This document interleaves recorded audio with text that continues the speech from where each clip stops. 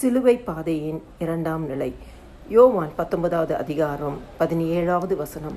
அவர் தம்முடைய சிலுவையை சுமந்து கொண்டு எபிரேய பாஷையிலே கொல்கொதா என்று சொல்லப்படும் கபாலஸ்தலம் என்கிற இடத்திற்கு புறப்பட்டு போனார். ஆண்டவராகிய இயேசு கிறிஸ்து சிலுவையை சுமந்தவராய் காணப்படுகிறார். இந்த சிலுவை என்பது ஒரு மரக்கட்டை அல்ல.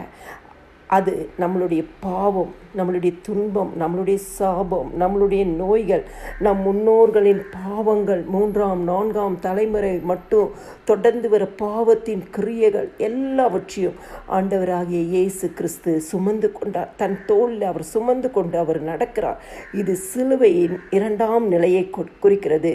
கிறிஸ்துக்குள் பிரியமானவர்களே, இந்த சிலுவையை ஆண்டவர் சுமந்தது நிமித்தமா ஏசாயா 53:4 சொல்கிறது, நிச்சயமாக அவர் நம்முடைய நோய்களை ஏற்றுக்கொண்டு நம்மளுடைய துக்கங்களை சுமந்தார். நம்மளுடைய வாழ்க்கையில் இன்னைக்கு எத்தனையோ விதமான பாடுகள், எத்தனையோ விதமான கஷ்டங்கள், குடும்பத்தில் நோய்கள், பிரச்சனைகள், பொருளாதார கஷ்டங்கள், எத்தனையோ மனிதர்களால் குற்றச்சாட்டுகள், இப்படி எத்தனையோ காரியங்கள்.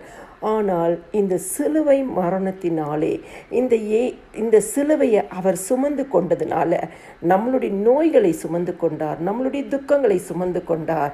ஆண்டவர் தம்முடைய ஜீவனை நமக்கு தந்தது நிமித்தமாய் இப்படிப்பட்ட எல்லாவற்றிலிருந்து ஒரு விடுதலையை தருகிறார். இதுதான் சிலுவை பாதையின் இரண்டாம் நிலையாகும்.